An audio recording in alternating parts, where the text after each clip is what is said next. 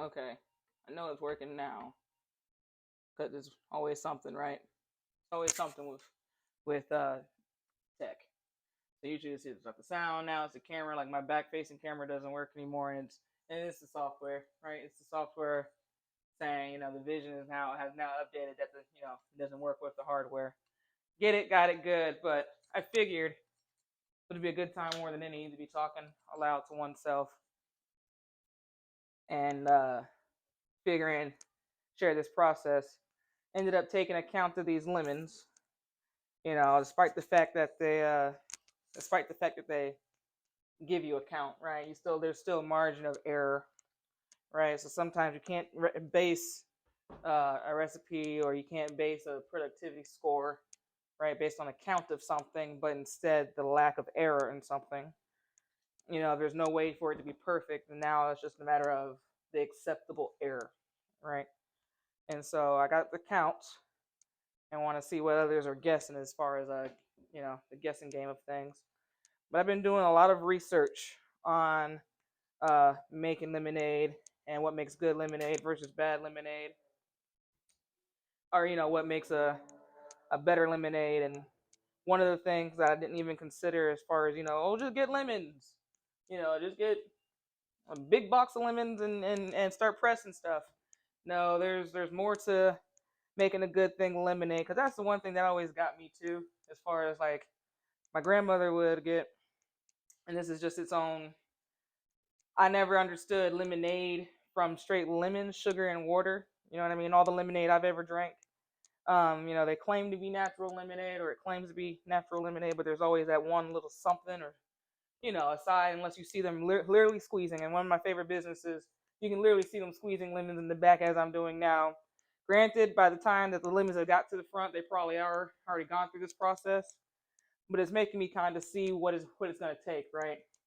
Because like right here, I could definitely see how this can um how this can be tiring after a while, but how it can be simple in the meantime, right? What I'm doing now is just rolling out the so when the lemons fall off the tree when they're ripe and fresh and what have you, uh, the membrane inside is what holds all the juice in, and so you're breaking down that pulp inside the lemon by squeezing it in the direction of the rind. Now, when it comes to the actual like sweet part of the lemon, it's not the juice inside; it's the rind on the outside. The zest of the lemon. But between the zest of the lemon or the citrus fruit, right? Between the zest of the citrus fruit and the juice inside is this thing called the pith, pith, and that pith is bitter, or it's tart, right? It's tart in taste, and so people will put in lemons, right? Put in a whole lemon in all its glory, right? Just put it in the shredder and see what pops out. And when I say people, I mean me and my ignorance, right? Uh, just would do that and wonder why the lemonade didn't come out very well, right? Because there only comes a certain level of sugar that I can tolerate in a lemonade, right? I there's and I'm thinking, for me personally, as I get to that point, I just don't take a lot of sugar well in soda. I've never been a big if it came down to how I took in sugar, I would say it would be sugary drinks, right? I got other family members where theirs is chocolate, right? They're gonna take in that sugar and enzyme of chocolate. Other people, they're gonna take it in like gummy worms, gummy bears. I'm a sucker to those too. But yeah, just like the amount of sugar, you can only put so much sugar, and I do say you can only put so much sugar in a single glass of lemonade before it loses the benefit of being a soda alternative, right? That's the one thing I can say is just someone when doing this research and kind of seeing how they define one over the other, or what people consider a benefit in itself. Like I feel like it'd be kind of goofy to think that lemonade is free, or not necessarily free, but is comped throughout, right? I would think that soda water is comp throughout. And the only reason I'm getting into this whole uh, self talk about comps is something earlier. But anywho, but yeah. So we're going to go through this one. We have 2 boxes of lemons here. I got both these boxes at Costco Business Center via Instacart, right? So this right here is $100 worth of lemons, and just to kind of see this process. Like I said, this is kind of figuring out because anyone can sit in an office. Okay, anyone can kind of sit in an office, and I do say anyone can sit in an office and say, okay, well, I have 12 lemons, and I'm gonna do this task for 12 lemons in one sitting. I'm gonna time it, and then I'm going to adjust that time, or I'm gonna model that time to what the expectation is for an assembly line to do so, and then that's the goal. That's the thing. Yeah, that sounds good, right? You can plug the numbers in. It sounds good on paper. And as far as goal setting, that is how you set the goals. When people ask, well, what is my goal? What is my performance indicator in their data work, right? When they ask, well, what's my KPI or what's my performance indicator? What allows you to say I'm doing poorly or I'm doing greatly, right?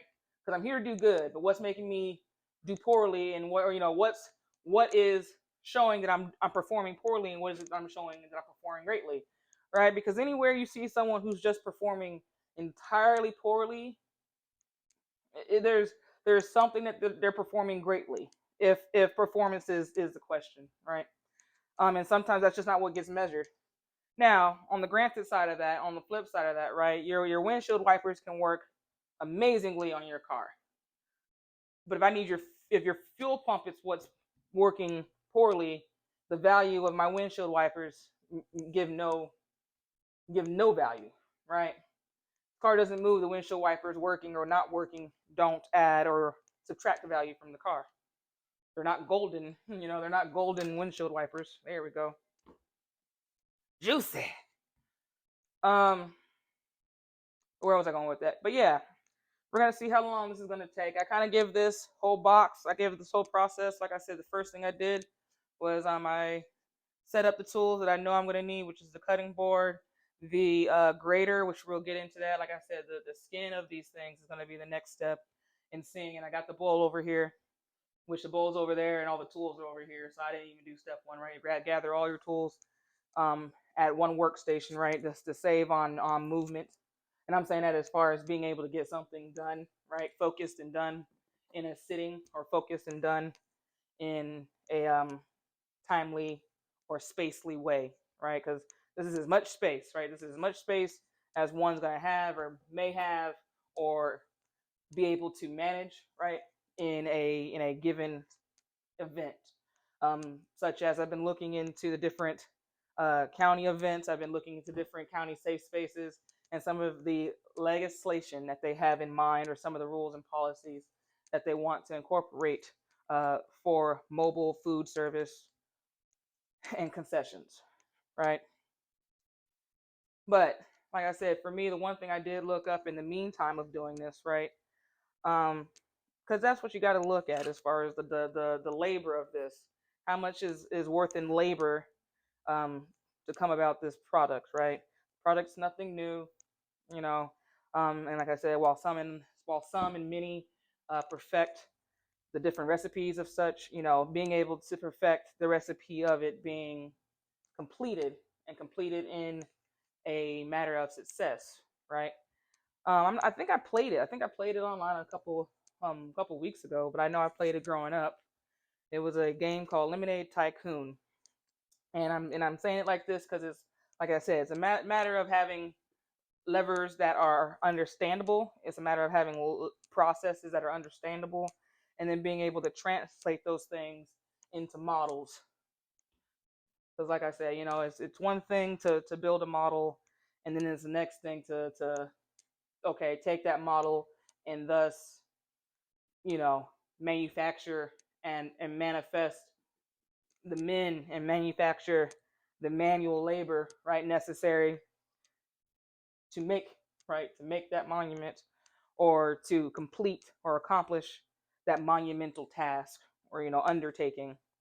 Because sometimes it's not necessarily monuments, right? And I get monuments in the sense of art, and I get monuments in the sense of history.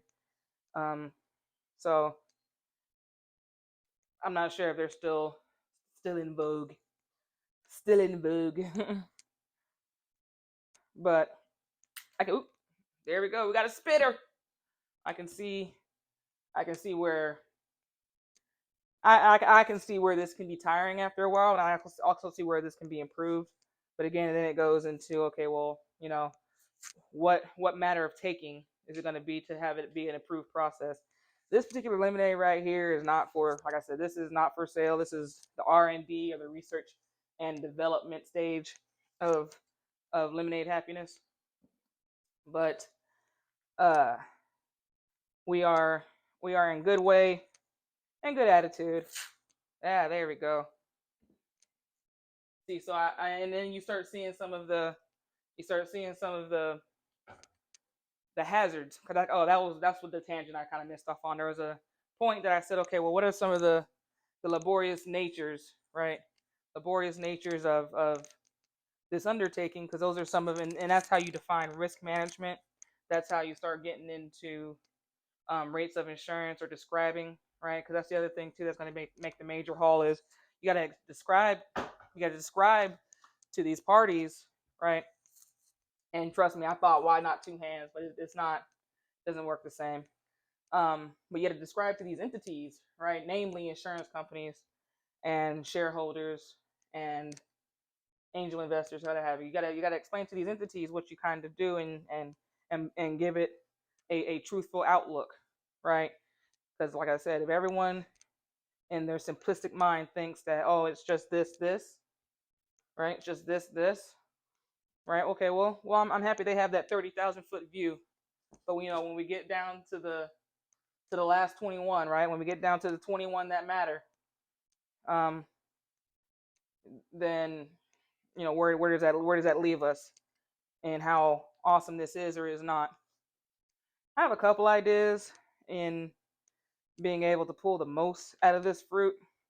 I think for some of these, for half of this batch, there is one recipe that I found that needed a sitting time in the sugar, so that the sugar could not, I can't remember what it was called, but so basically that the sugar, or I got to go look up what it is called, but basically the sugar starts infusing, or it starts getting into the juices, and it becomes sweeter, right? Sweeter in sitting than in just do it now, have it now. Which is another thing about cooking too. Is, like I said, it's kind of a very contentious relationship with time and attention. Because if you don't pay attention, you'll get rot, and if you don't pay attention, you'll burn your stew, right? And once something undercooked, we can cook you up. Overcooked, well, we're gonna have to find something else for you to do. You know what I mean? Like something else for you to go about doing. And if I can't make you croutons, oh well. Or we can just find someone. I remember this one classmate. Look, and I say classmate because it was at a barbecue that I learned this about them. Right? She, like she liked overcooked hot dogs, or like she liked her barbecue hot dogs to a crisp. You know what I mean? And like I said, hey, how you cook your steak is how you cook your steak. It's not my steak, right? With exceptions. But like I couldn't see that char of it. But I guess it does depend, because I don't even know, now that I'm looking back on that memory, or now that I'm seeing that memory and how it's kind of flashing in my head. I'm not sure if the grill was on, no, knowing college, it probably was on charcoal. I'm not a big fan and taste of charcoal. When it comes to wood, I like a good wood, and a lot of the like wood I have now is charcoal wood, so it's charred, like it's already charred out, but at least you still get some of those woody flavors that come with it, right? That mesquite, or that what is that wood out there? Might just be hardwood charcoal, which is still just general smoke, which I'm not sure what tree that would be. So we are already halfway there. Halfway there. Oop. halfway there to get this going. There we go. But what I don't want is I don't want to squeeze all the juice out, right? I just want to loosen the juice up. But this is proving to be interesting. How this is going to stay a dry area. That this, like because of that squeezing, right? Like these are some of the residual outcomes that you kind of look at. Oh man, there's a lot of lemons. I mean, my hand. At least I got the bottom. The bottom's done, or the bottom is good to go. But you start learning how to use your other hand. you know, I was using my right hand.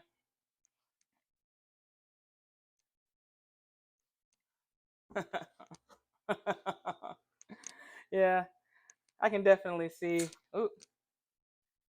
how this can be can turn, right? I can see how this can turn, and I'm saying this as far as the fun nature of it, because this is just the prep work of it. And once you get your box of lemons done for the day, and I'm not sure how many glasses or how many ounces this takes, right? We're not quite there yet. We can take inventory, and I'm saying that as far as being able to, get a set down and look upon it, but from a modeling, right? From a modeling standpoint. But as far as, being able to get that number and say, okay, this one box is 50, 50 50 units of a single size lemonade, you know. I am curious though. I don't know why it didn't occur to me, and like I said, it baffles me. But maybe I was in a different pattern of thought. But I got bulk lemons, but I didn't get bulk sugar. You know what I mean? So it's one of those things that make me go, why didn't that occur to me in the same breath and shake, right, of ordering stuff. Although the levels of my bulk water, I was able to get one set of contact across the way for a water provider, um, that colors me curious and interested in being something of a quality control item. You know, a quality control item that establishes greater relationships is always something that um, is a plus in my design thought, right? Ask my execution thought, and execution thought would be like, no, that's absolutely not a good idea. Which is, like I said, you don't get some of those things until you're the one who had to execute the task to do so. It's one thing to design, another thing to execute. It's one thing to decide, it's another thing to deliver. You know what I mean? Like, so you better trust whoever made that decision for you to deliver that, because it's unknown to me, because they do shoot the messenger, and I'm saying they as far as people who want to be as as way as possible from the deciding factor, right, to get into conflict. That's why they said how they said this is Sparta, pal. Like your disc return, or maybe they did send somebody back. I think maybe in the movie they did. They did send somebody back to say, tell them I've killed your lieutenant, basically, or your scout. I think they did send. I think they did send, or they told someone to go tell them. Go tell them this is what we did. Because I'm not sure. I need to probably rewatch that movie in that way, as far as military science and military history, because those are little things. Like, I was just happy that I actually learned something um, in Seinfeld in that way, as far as Casus Belli. Had to use that the other day in a way that kind of made me even interpret what it means, right? You know, that trigger, and because I can see that being its own what's the word I'm looking for? Its own not necessarily mistranslation, but a translation in which you can morph and shape into the spirit, not necessarily the defined letter, right? That was a trigger to events that cause calamity, or that was a trigger to events that cause this, that, the other, have you. I did forget. The one thing I forgot to donate was this router. I'm at that point now that technology and books and I'm really in a season of minimalizing, right? Minimalizing, and not necessarily minimalizing in the sense of simplifying, but minimalizing in getting the steps to be consistent, right? Because you can take these leaps, pull your groin, and be like, oh, we're gonna take these baby steps now, or you can actually, practice a good stride, practice a good stance, practice a good rhythm, and keep on walking. You got the one person who runs a lap, slows a lap, runs a lap, slows a lap, runs a lap, slows a lap. The person who kept going consistently has outran that other person in distance and endurance, like on a proficient level. They've basically outran that person. Because then there comes a point, right? There comes a point of failure, and if you hurt yourself during those leaps and bound laps, right? Your sense of recovery or your points of failure increase in those times of recovery if you recognize those times of recovery when the other consistent party is not concerned of these. I mean, they still have points of failure, right? But they're not concerned of these risks that are associated with on off on off on off on off on off. They're faster slower faster slower faster slower. They're not working on two settings. They're working on one setting. One setting. Go. There we go. That's one thing I can say. I mean, I can see how this. I can see how this can be. Like I said, it's its own endeavor. They actually had this same concept at my high school. Now that I'm thinking about it, we did have the business department. My high school had a business. They had a business program, right? And that business program, I think one of their, I don't think, I know, their capstone, one of their capstones, I can't remember if it was for junior year or senior year, but their capstone was operating a lemonade stand amongst their peers, right? And then all the proceeds went to charity for that regard, but that was pretty cool. Don't remember who won, don't remember anything about it, don't particularly care to remember, but I do remember it was the cornerstone for that, right? Because each and every department or each and every program area had the capstone of that's what they do.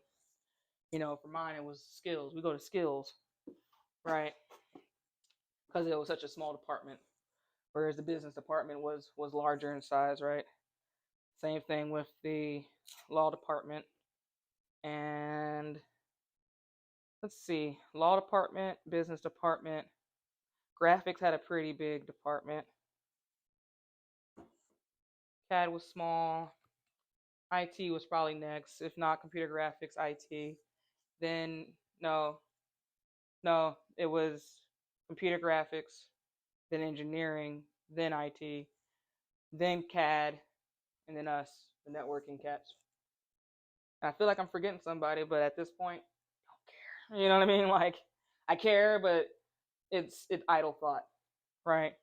Which, like I said, when it comes to being able to do some of this prep work and seeing how long it takes, I'll be able to see, like I said, measure. It's all about getting your measures down. And when it comes to having to measure things again and again and again and again, if I'm going to repeat myself, I might as well repeat it in ways because that's something that just kind of got on my nerves earlier today is I felt myself repeating myself and it wasn't getting me anywhere, right? It's running in a hamster wheel. Like at least the hamster in my mind, when it runs in its wheel, is to activate my actual feet, is running in thought, but that wheel is running, you know what I mean? That wheel is activating me to move, not for it to just sit there and run the wheel. Because if I was a hamster running in a wheel that wasn't moving anywhere, I'd leave that wheel so fast. I'd be like, man, I'm stuck in this wheel. Squeak! I'd be a mad hamster, man. I'd be not mad, but I'd be like, man, this is my wheel. Dang, I'm like, why would I ever run in this wheel? I'm about to let this wheel run me as far as me, sliding in it. Oh, I know one thing. Oh,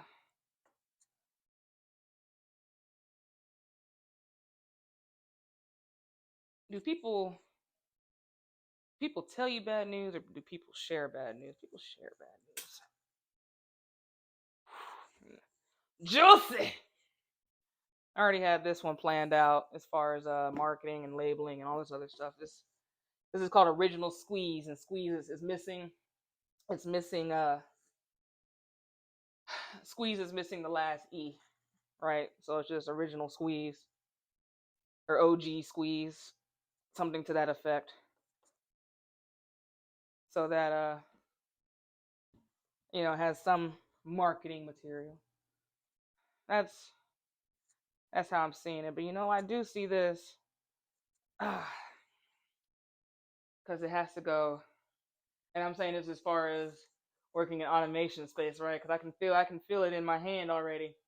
And I mean, granted, my hand's gonna be a little sore because it's out of shape to do this.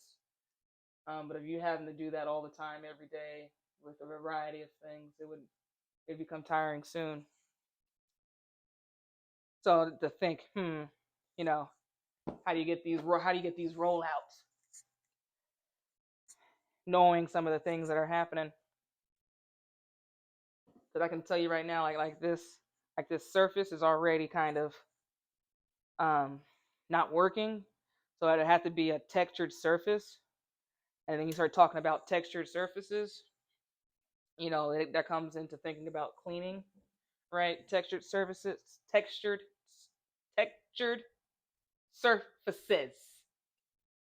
But I will say that might be the jam right there.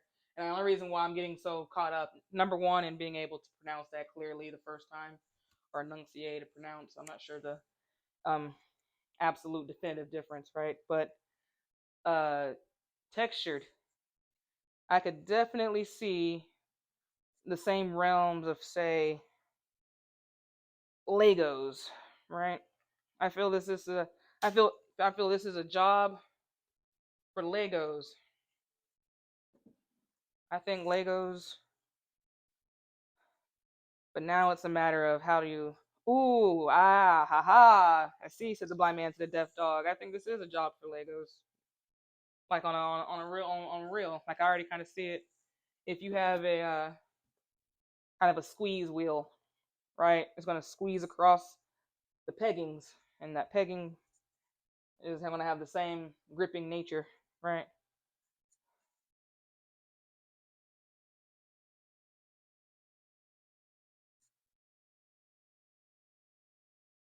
Oh man. But there's always time for Legos. There's always time for Legos. There's always time for WD-40, and there's always time for duct tape. If you can't have fire and blunt things, right? All the fun stuff. and I'm saying that to say, when you start going back to the element, right? That's one thing I am kind of doing. I'm having fun right now in the transition, right? In the transition of uh one to the next, just in transition. While I'm in transition of endeavor, right?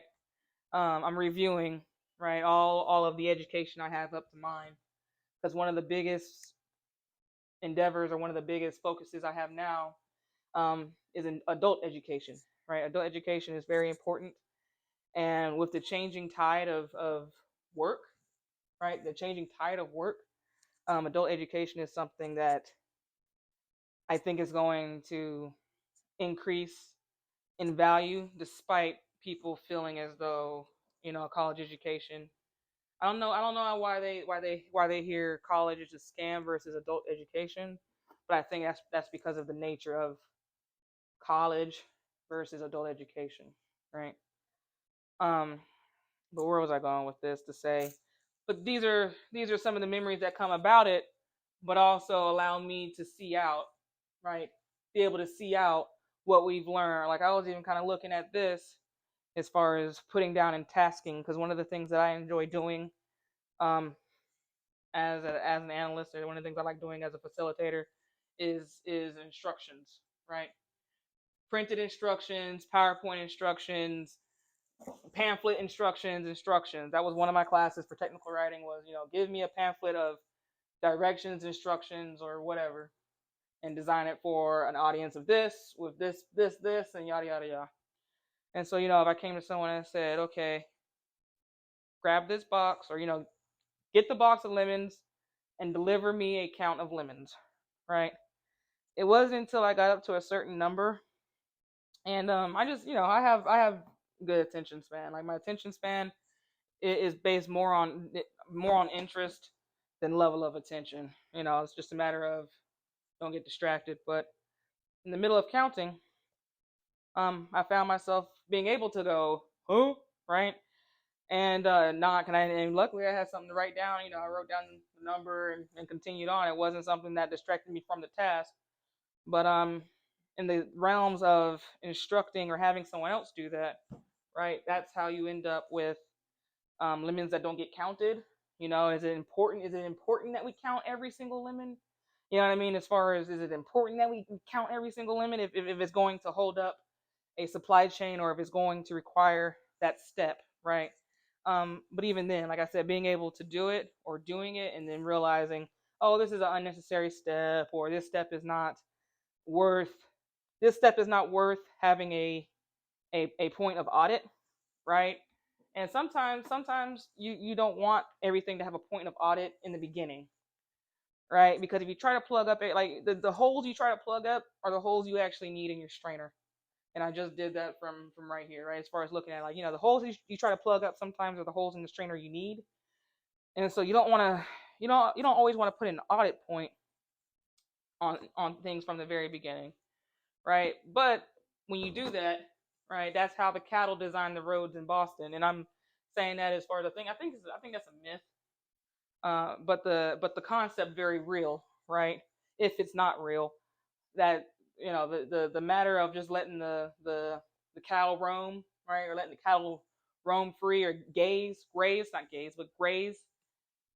freely to make the roads, or determine how the roads were going to be designed. That's something I've heard that people. That's how Boston's roads were designed. That's oh Lord, you know if that's the case. But I've seen that though. I can't remember what it's called, but it's basically allow the people, or allow the crowd, or allow the census to dictate to you. Woo, we're almost there. Allow the census to dictate to you how you're going to build infrastructure. Which, got that booty work or T-Pain. I saw him earlier today on I guess that's his Twitch channel or something. I was like, oh, I said, okay, good on him. You know what I mean? He was able to, you know, fall in love with a stripper and make it out, and still be living life, loving life, going about it. So he said he got most of his melodies from country music and gospel music. I was like, you go on, man, you go on. Whew. So that didn't take too long. That didn't take too long. Uh,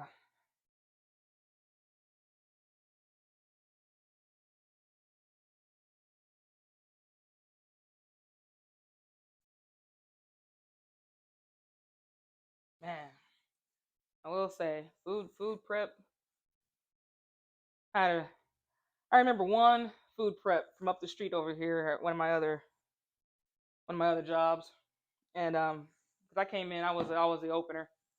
And now that I'm sitting here thinking about it, for the grocery store, I saw food prep there too. So that's funny. Food prep folk, dude, are hilarious. And I'm saying that as far as the ones who are good at it, or been doing it for a minute. And I say a minute as far as like by the time that I had met these two people that I have in my mind, they had already been working there for 3 years. Prepping the foods for that particular establishment. Man, oh man, yeah. Sometimes I was like, how y'all even do all that? That one ain't a baker. I do know a baker, or a guy who he's the baker for Dunkin' Donuts back east. I remember asking, I was like, "Oh man, I'm thinking about going to be the baker for." This was years ago, right? Having no idea what it would entail. I was just looking for work, right? And I was always a night person, or as long as I can start work in the dark and continue, like, and get off work in the light and have enough dark to still be in the. And I'm saying that as far as like the day, like the best part of the day. Like I think I would rather sleep through lunch. Like I think I would rather sleep through lunch. I'd rather get all my stuff done during breakfast. You know, get up, get dinner, and start work again. Kind of deal. So yeah, probably between the hours of like 10 and 2. Are probably times that honestly that's where the best nap is. You know what I mean? Or that's the most prime time amount of time you're gonna get with me during the day that I'm just kind of like, and that's probably because it's lunch. So it might be more of a food pattern than it is a sleep pattern or a sleep preference. But I will say lunch is busy, and this is what kind of all these things go into thinking about this stuff. And like I said, you spend so much time thinking about it, you spend so much talking about it, you spend so much time planning about it. There's never a perfect time to have a baby. There's no such thing as a perfect time to have a baby. Ask Mary. You know what I mean? Like there's not a perfect time. There's no such thing as a perfect time to have a baby. So it's kind of one of those things of, you do what you can, how you can, where you can, with what you got going on. Because like I said, this is not to reinvent the wheel, right? There's only so many, and the thing about when it comes to food of this nature or food in general, seasons, right? When it comes to seasons, the recipe, man, the recipe is not something that you have to can rely on sometimes, because sometimes the season will, excuse me, change the seasons will change the whole taste of the fruit. You know what I mean? So you have to review that recipe however you got to review it. That's why even sometimes I'll be getting a chuckle too. People like, oh, their recipe just didn't taste. They changed their recipe. I said because the food supply changed. Like if it's not making cost per cent dollars, because if they're in business to make money, right? Which that's the one thing when it comes to the outcome of this particular endeavor, this venture, right? This realm of business, this operation. This it's it's very hard to talk in numbers with people who only focus on one number, and it's very hard to discuss ideas and stories with one person who only understands one idea. So going back to, I'm tired of repeating myself, right? I'm gonna repeat myself in a way that feels mind numbing. I'm squeezing lemons on it, because I'm not gonna sit here and explain to you. If it's not monkey see, monkey do, then this monkey can't tell you no more. You know what I mean? Ooh, ooh, as in I'm out of here. I'm out of here. I'm out of here. On trying to explain it again, right? Who doesn't know about lemonade, right? But lemonade is a historical delicacy, right? It's out of Egypt. I think 18th century Egypt. That lemonade's been around, but it wasn't lemonade. It was bitter sweeteners with citron fruit or citrus fruit, so grapefruits, oranges, limes, lemons, things of that variety. So it's been around for a minute, and the first time it was featured in like a home mech magazine, right? If that's where you usually found recipes and teachings of cooks and teachings of this, that, and the other. But they had a recipe published. I can't remember what the first year was. I think it might have been 17 odd something, if not 18 odd something. I want to say 17 odd something, that they posted a recipe that involved lemons and egg whites. And that was weird. I was like, how did they go about doing that?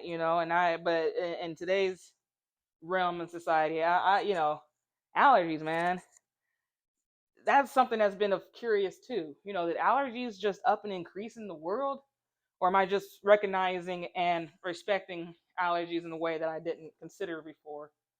You know, uh, Because I had someone who was allergic to eggs. This is how that got on that tangent. I'd be like, here, have some lemonade, and I accidentally give her an episode, epileptic episode. I'm like, oh my gosh, I had no idea you were allergic to eggs. You know what I mean? Like, oops, did I do that? And I'm not saying that like to be funny. I'm saying because that'd be horrifying, in its own way, which kind of goes back to people's dietary concerns and dietary um knack, right? The knack of their dietary. Ugh, Josie.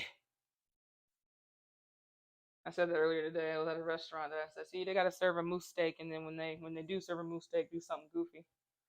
That's always my marketing. The things, right? To have a good time and have fun. But I think fun is going out. That's why it's like bring entertainment back to the capital. But maybe fun is no longer the thing that sells. So what is it that sells, right? If you can't sell fun to people anymore, because what's fun is no longer fun, or the fun that was fun is now deemed unfun, right? That fun got canceled, whatever fun that may have been or not been. I'm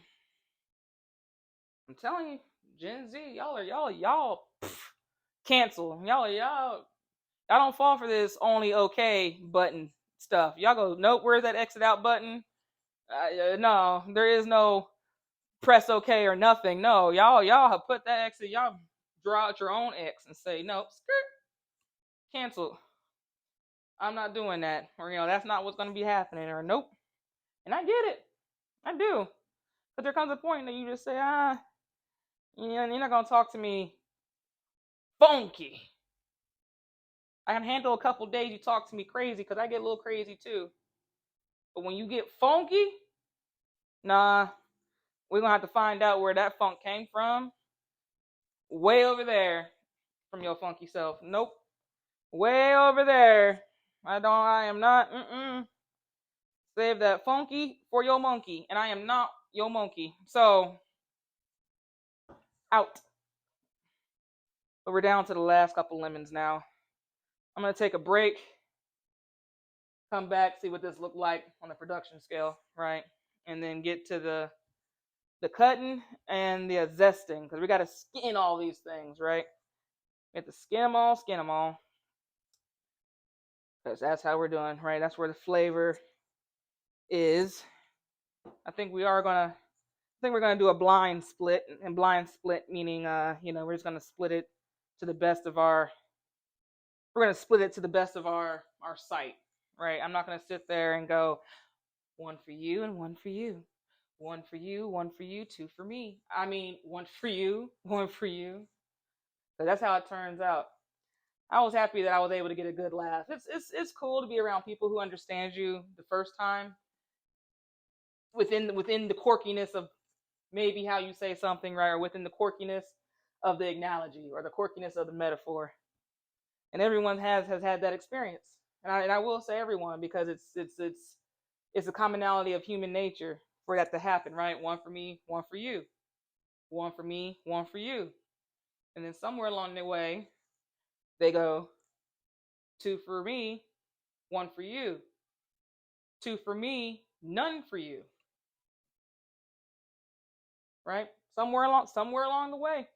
And like I said, I'm not saying that in a defined context. I'm saying that in a pattern, right? A pattern, in a pattern fashion, a pattern of deception, or a pattern of manipulation, or just like I said, a pattern of what happens when someone switch up, right? Or when something switches up. Because what was one to you, one to me, is now two to you, none to me. So where does that leave me, right? That leaves me on none. And let me tell you, it's in the none. It's in the none, and that's what I'm saying. And if you're not having fun in the none, because it's all about the none, man.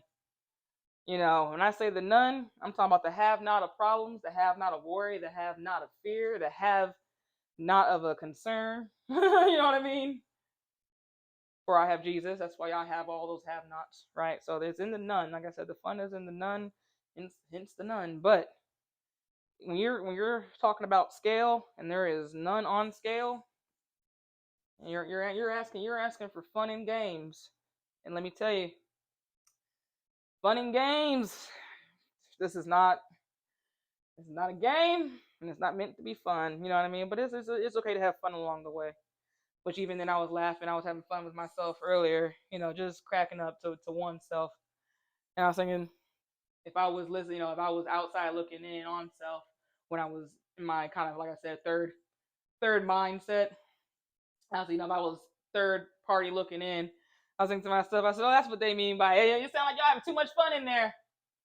That sound like